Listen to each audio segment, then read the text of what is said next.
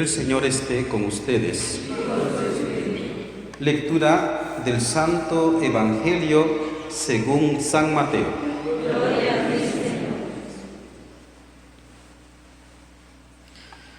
En aquel tiempo Jesús tomó consigo a Pedro, a Santiago y a Juan, el hermano de éste, y los hizo subir a solas con él a un monte elevado. Allí se transfiguró en su presencia. Su rostro se puso resplandeciente como el sol, y sus vestiduras se volvieron blancas como la nieve. De pronto aparecieron ante ellos Moisés y Elías conversando con Jesús. Entonces Pedro le dijo a Jesús: Señor, qué bueno sería quedarnos aquí. Si quieres, haremos aquí 3 chozas, una para ti, otra para Moisés y otra para Elías. Cuando aún estaba hablando, una nube luminosa los cubrió, y de ella salió una voz que decía: Este es mi Hijo muy amado, en quien tengo puestas mis complacencias, escuchen. Al oír esto, los discípulos cayeron rostro en tierra, llenos de un gran temor. Jesús se acercó a ellos, los tocó y les dijo: Levántense y no teman.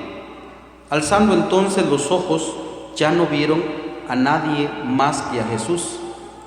Mientras bajaban del monte, Jesús les ordenó: No le cuenten a nadie lo que han visto, hasta que el Hijo del Hombre haya resucitado de entre los muertos.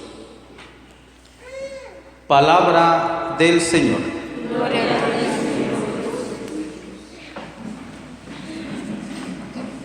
Queridos hermanos, estamos en este segundo domingo del tiempo de Cuaresma, y en este día se nos presenta algo absolutamente inaudito. Imagino que para Pedro, Santiago y Juan, fue tal el impacto de que ellos como que no creían todavía lo que estaban viendo. Ellos tuvieron una visión, como dicen los santos padres, en el Monte Santo, absolutamente impactante. De que lo comprendieron, pues de plano no lo comprendieron mucho. Y por eso es que hoy vamos a hablar en torno a eso. ¿Qué significa, hermanos, que en este tiempo, por ejemplo, de Cuaresma, se hable de la transfiguración? ¿Qué significa una transfiguración? Normalmente como que no tenemos nosotros la expresión correcta. A veces cuando pensamos en ¿qué es la transfiguración? Pues la palabra indica, hace referencia a algo cambiante, a algo que pasa como a otro estado. Se transfiguró, pues significa que Él dejó ver, digamos, bajo las apariencias, como dicen los santos padres, de su humanidad. Bajo de esa humanidad había algo en el Señor Jesús que era completamente de otro mundo, de otra dimensión, como dicen hoy modernamente. Era de otro mundo. Ellos vieron eso y quedaron absolutamente maravillados. Por eso es que Pedro se atreve a decir: hagamos 3 tiendas, qué bueno sería quedarnos aquí.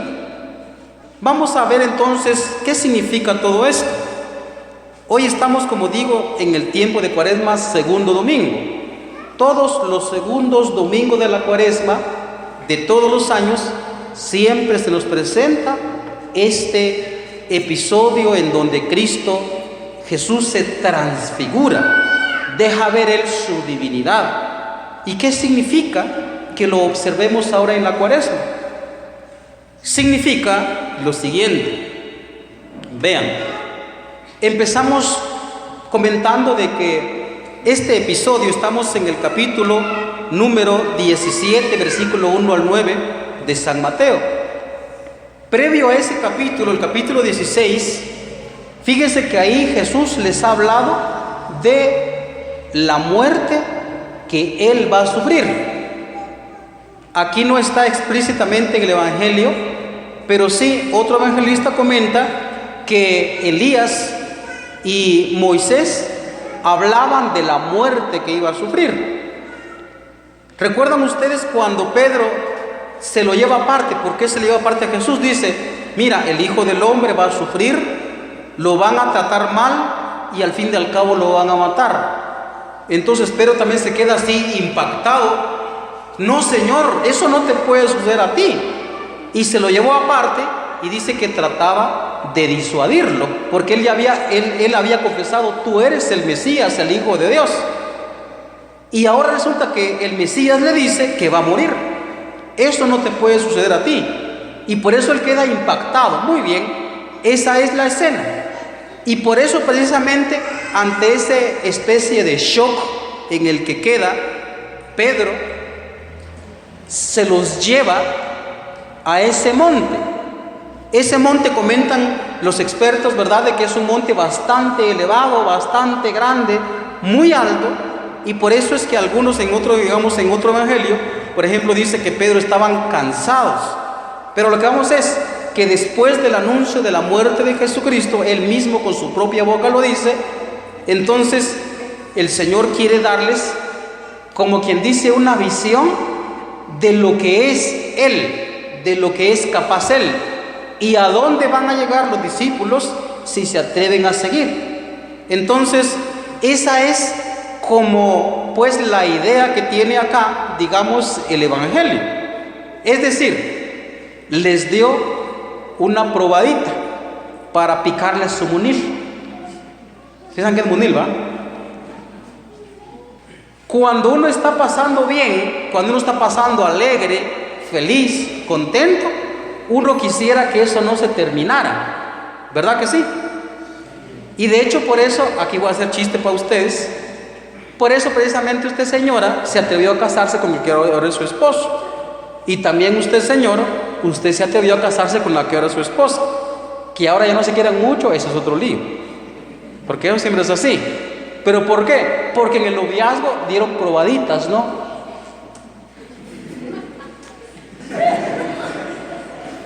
Y por eso es que se atrevieron ustedes a casarse con ese hombre, con esa mujer. Porque dijeron, así va a ser el matrimonio, entonces yo me caso con esta mujer, yo me caso con este hombre, este es el hombre de mis sueños. Ven, se le despertó el munir. Eso es lo que está tratando de decir las lecturas de hoy. Y por consiguiente vamos a hablar también de algo muy hermoso, hermanos, a pesar de que es Cuaresma. Vean, yo pienso que muchos de nosotros hoy no somos capaces de sufrir nada por Cristo porque no tenemos fe en esa vida eterna, en la inmortalidad que nos decía la segunda lectura. Escuchen cómo decía San Pablo en su segunda carta a Timoteo. Dice, Él ha hecho brillar la luz de la vida de la inmortalidad. Eso nos espera a nosotros. Pero como hemos perdido nosotros mucha fe en aquella vida, entonces nosotros no somos capaces de sufrir por Jesucristo. Unos ejemplitos voy a poner. ¿Por qué, por ejemplo, si mis amigos me invitan en día sábado a tomar trago, por qué yo no soy capaz de decirle, fíjate que no, porque yo creo en Cristo? Yo no soy capaz. Uno lo que hace es recibir, porque si no van a pensar que yo no soy hombre. Dicho con palabras bonitas, ¿verdad? Porque no, ya saben qué palabras utilizan los muchachos. ¿Por qué la novia no se atreve a rechazar a su novio cuando le hace propuestas indecentes? Porque no tiene fe. No tiene fe en Jesucristo, que hay otra vida más allá de esta vida. Y entonces piensa, me voy a quedar sola y yo pienso que él es el hombre de mi vida, entonces si lo rechazo se va a ir, me voy a quedar sola. No se atreven a rechazar. ¿Por qué cuando tenemos oportunidad de robar, entonces fácilmente robamos? Nos remuerde un poquito la conciencia, pero un poquito. Después de, me confieso, ya está. Así de fácil somos nosotros. Y no nos atrevemos, digamos, a dar testimonio, precisamente porque no tenemos, como que nos ha faltado la fe últimamente en la vida eterna. Y por eso también precisamente estamos nosotros como construyendo nuestro cielo acá en la tierra. Por eso es que nos peleamos por terrenos entre hermanos. Por eso es que le quitamos el terreno a papá, a mamá y lo mandamos a la calle. Por eso es que nos peleamos y ya no nos hemos hablado entre hermanos hace mucho tiempo, porque pues el terreno es mío. Entonces nos peleamos por cosas terrenales, simple y sencillamente porque como estamos construyendo nuestro cielo acá en la tierra. Entonces démonos cuenta. A lo que iba en este punto más bien era lo siguiente. Fíjense que si nosotros tuviéramos la mente y en el corazón en aquella vida que se nos promete, la que Cristo le mostró hoy a los discípulos, uno sería capaz, de las más grandes hazañas que uno pueda imaginar. Uno se da cuenta cómo la gente, cuando tiene mucha fe, se transforma. Yo tengo testimonios. No voy a mencionar el nombre, como digo, porque esto lo voy a publicar. Pero sí conocí a un catequista yo allá en Chimaltenango. Yo recuerdo muy bien, él tenía a su mujer y le estaba haciendo propuestas indecentes y era catequista. Él pertenecía a un movimiento, no voy a decir qué movimiento, pero que si por alguna razón el Espíritu Santo le sopló, él estaba encerrado en su movimiento, pero por alguna razón el Espíritu Santo lo movió. No es que haya dejado la comunidad, no, sino que se dedicó también a algo que él pues le llamaba mucho la atención en el servicio de la iglesia, y se trataba de la infancia misionera. Se me involucró en ese mundo, yo también estaba en ese mundo, por eso me di cuenta. Y entonces me parece que le pasó algo así como a mí me pasó. Yo vi una iglesia abierta, resplandeciente, maravillosa, y él se transformó. Y hubo una época en la que él se enfermó de gravedad. Yo lo vi morir, pero a pesar de que él sufrió tanto con su enfermedad, miren, fíjense que él murió con una paz impecable, una sonrisa en los labios. Para él no fue una tortura la muerte, no fue una tortura, sino que fue, como dice también San Pablo, pues fue una bendición, incluso una ganancia, dice San Pablo explícitamente. Pero hoy nosotros no nos atrevemos a sufrir nada porque no tenemos fe en Jesucristo. Si mi marido me dejó, me traicionó, mejor me muero. Si mi noviecito me traicionó, mejor me muero. Si no tengo pisto, mejor me muero. Si el negocio no funcionó, mejor me muero. Lo primero que pensamos es en morir. ¿Saben qué significa? Mejor me muero. Significa que uno dice, no hay nada al otro lado, entonces mejor me muero, así dejo de sufrir. Es lo que está pensando la gente hoy. Es impresionante, pero eso está en el fondo. Si nosotros tuviéramos fe, tendríamos capacidad de soportar, miren, impresionantemente. Lástima que no hay tiempo como para contarles largas historias aquí, porque historias hay muchas que contar de testimonios de personas extraordinarias en la fe que han soportado las más grandes crueldades por la fe que tenían en el Hijo de Dios y en la gloriosa resurrección y en la vida inmortal, como dice hoy San Pablo en la segunda lectura. Vea, le presento el testimonio que hoy dice la primera lectura. En el Génesis dice: en aquellos días dijo el Señor a Abraham, deja tu país, deja tu parentela y la casa de tu padre para ir a una tierra que yo te voy a mostrar.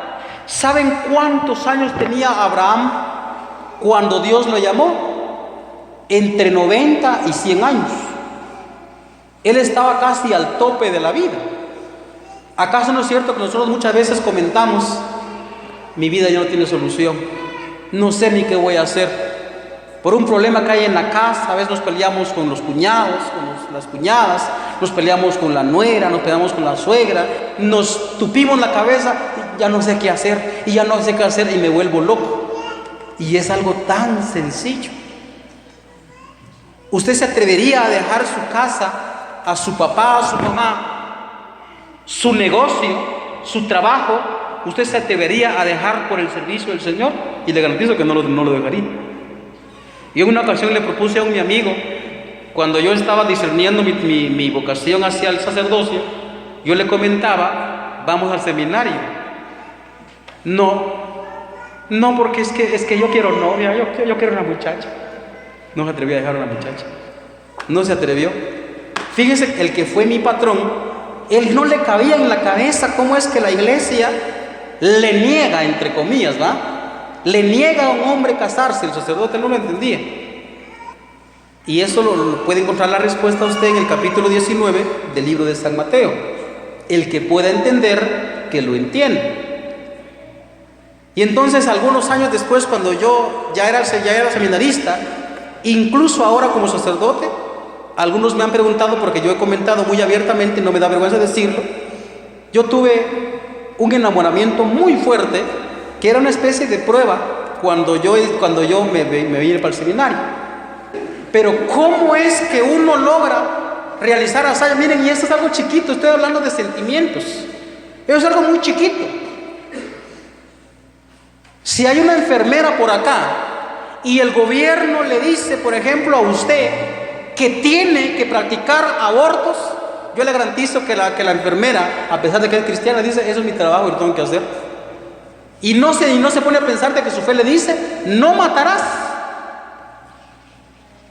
Si hay maestros, y eso es más posible, que el gobierno le dice, enseñe estas cosas, yo le garantizo que el maestro lo hace en lugar de pensar en el trabajo. Yo tengo mucha necesidad y no nos atrevemos a hacer esas cosas. La gente de fe logra esas hazañas porque tienen puesto su esperanza en algo futuro, en una vida inmortal. ¿Por qué creen ustedes que dijo San Pablo a su discípulo Timoteo?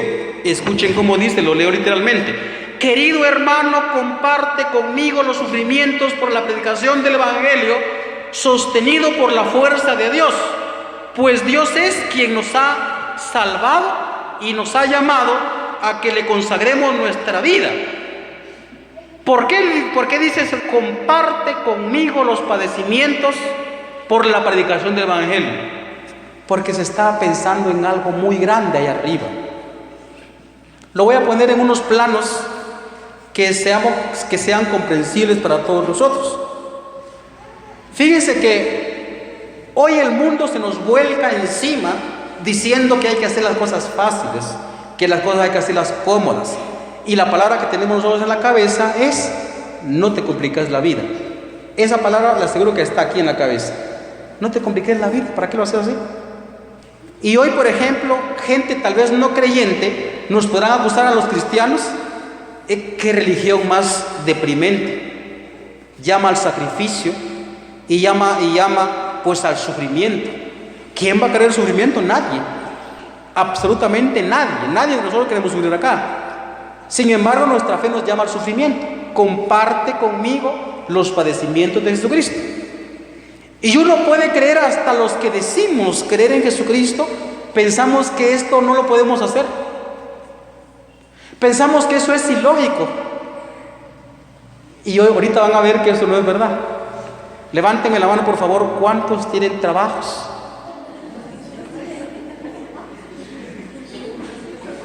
Vamos a empezar por las señoras de la casa. No tiene un trabajo así, puedes ir, tal vez, pues, yo sé que muchas mujeres sí van al campo acá, pero lo más normal entre nosotros es que la señora se queda en la casa, ¿no? Y el marido se va, no sé, a la 1, 2, 3 de la mañana, no sé a qué hora se van ustedes los varones. Señora, usted se tiene que levantar por su esposo para prepararle su comida, ¿sí o no? ¿Y cuesta, sí o no? Claro que cuesta. No tengan vergüenza en decirlo, eso es muy normal. A ver, señor, ahora vamos con los varones. Yo sé que muchos de ustedes tienen siembras acá. Voy a preguntar porque sí tengo curiosidad. ¿A qué horas le exige su trabajo levantarse para ganar el pan de cada día? ¿A qué horas? ¿Alguno se atreve a decirlo? A las 4 de la mañana. Pero a las 4 tiene que estar, ¿o a las 4 se levanta? A las 4 se levanta, dice el hermano allá. Muy bien. Vea. Aquí eso lo puse en el plano del trabajo, pero se requiere sacrificio para poder sobresalir, para poder, dice uno, tiene un sueño al día que yo compre mi casa, El día que yo tenga mi terreno, mi casa, ojalá que un día pueda comprar mi carro. Uno tiene algo allá en el futuro. Cuando se acaban de casar la parejita, tienen sueños y son buenos. Por eso no hay que hacerlo así apresurado, sino en un paso, digamos así, relajado, tranquilos. Pero cuando se casan, normalmente hay sueños muy bonitos. Vamos a luchar los dos juntos para hacer nuestra casita. Ojalá que algún día logremos tener nuestro carrito. Ven, están pensando en futuro. Y para eso, ¿qué se requiere? Sacrificio. Levántese, señor, temprano. Levántese usted, señora, a hacer la comida de su esposo. Cuando ya hay hijos, hay que levantarse porque uno ama a los hijos. Hay que sacrificarse. Vea, lo ponemos en otro plano. Esto ya lo dice San Pablo. El deportista, dice San Pablo, se prepara para cazar una corona que se marchita. Ah, bien, aquí en Pachicía somos ciclistas. Yo digo somos porque yo también soy un poquito ciclista. Aunque ahorita mi bicicleta ya se pudrió, pero ya se pudrió mi bicicleta, pero bueno, ¿qué vamos a hacer? Pero aquí en Pachicía somos ciclistas. Fíjense que una vez yo, no acá, pues una vez yo estaba allá en el seminario y entonces allá para el día de la feria en agosto, entonces hacen unas competencias en ciclismo, bajan desde Sololá a Panajachel. Y se imaginan ustedes esa subida de Panajachel, ¿no? Y entonces ahí vamos, bajan y vuelven a subir una gran cantidad de ciclistas. Y en eso que pasaban las unidades móviles, ¿no? Con todo el ruido y todo eso, como están muy llamativos, ¿no? Entonces uno sale, porque aparte de que a mí me gusta el ciclismo también. Entonces yo salí y pasaron varios, ¿verdad? Van para arriba, ¿no? Pero ¿qué si pasó uno que así me sorprendió completamente? Porque iba fatigado, pero no, la fatiga que llevaba no era la fatiga normal. La fatiga normal era eso de... Y que si pasó el tipo, iba en su bicicleta, pero era como aquel esfuerzo que ya yo sentía que ya se fundía, ¿no? Y el corazón le latía. Y estaba... iba para arriba. ¿Y cómo aguanta su corazón? Ven que este es un sacrificio. ¿Para qué? Para alcanzar un triunfo. Para alcanzar un triunfo se requiere un sacrificio, esfuerzo. Si uno quiere hacer algo en la vida, hablando en el nivel social. Entonces, por consiguiente, hermanos, lo que Jesucristo nos pide y lo que Jesucristo hace también por nosotros no es ilógico. Jesucristo plantea lo más lógico que todos hacemos por alcanzar metas. Por ejemplo, San Pablo dice: comparte conmigo los padecimientos de Jesucristo. Él está pensando también en el futuro. Y yo espero con este ejemplo que les he dado de motivarlos a ustedes, porque hoy también se nos lanza una motivación. Cristo los quiere motivar para que no tengan miedo de sacrificarse también por alcanzar algo grande, algo espectacular, algo inaudito, algo que nosotros nunca podemos soñar, ni siquiera imaginar, dice San Pablo. Ni el ojo vio, ni el oído oyó. Vale la pena entonces, hermanos, o como dicen los españoles en buen español, ¿no? Merece la pena realizar sacrificios por el nombre de Jesucristo. No le tengamos miedo al sufrimiento. No le tengamos miedo a las dificultades que vienen. Fíjense que una de las palabras o de las frases más mencionadas en la Biblia es lo que hoy dice Jesucristo en el Evangelio. Cuando dice, voy a leerlo textualmente: al oír esto, los discípulos cayeron rostro en tierra, llenos de un gran temor. Jesús se acercó a ellos, los tocó y les dijo: levántense y no teman. Esa frase es una de las más mencionadas en la Sagrada Escritura. ¿Por qué? Porque nosotros como humanidad, la de ahora y la de épocas pasadas, mucha gente vive en temor. Hoy, por ejemplo, el gran temor es cualquier cosa. Cualquier cosa que viene sufrimiento, mejor me muero. Si tengo deuda, mejor me muero. Si me traicionó el marido, mejor me muero. Si me traicionó la novia, mejor me muero. Y todo es mejor me muero. La gente estamos con un temor postrados y no nos damos cuenta que si nosotros nos atrevemos a sufrir, vamos a alcanzar algo grande. Por eso dice San Pablo, Romanos 8, 28. Dice: los sufrimientos de esta vida no son nada en comparación con la gloria que un día se va a manifestar. Entonces, hermanos, no tengamos nosotros temor al sufrimiento. No voy a decir que es fácil, porque tampoco es de esa manera. Claro que es difícil, pero con la fe podemos y somos capaces de las más grandes hazañas. Pero para eso, hermanos, se requiere, como hoy presentábamos en la primera lectura, o más bien presentaba la liturgia, Abraham sale, se pone en camino, va al encuentro del Señor en la tierra que Él le promete. Pedro, Santiago y Juan van detrás de Jesús caminando. Les costó llegar al monte, pero se fueron con Jesús. Nosotros también tenemos que ponernos en camino en todo este trayecto para alcanzar la vida eterna. Por último, para terminar, queridos hermanos, voy a referirme a algo pues que también está pasando hoy en día. Yo sé que miren, ahora ya no es como hace varios años ya. Antes la gente no tenía acceso a estudios, ¿verdad? Muchas más mujeres tristemente no tenían acceso a estudios. Algunos varoncitos ya tenían acceso, pero la mayoría no, porque pues vivíamos en aldeas muy lejanas, no había escuelas, no había nada, en fin. Hoy sí tenemos acceso mucho, digamos, al estudio. No digo educación, porque educación más es en la casa. Hoy lo que se estudia en las escuelas, en colegios, en universidades, más es una instrucción, digamos, de carácter teórico y de carácter, pues, económica o qué sé yo, monetario, lo que sea.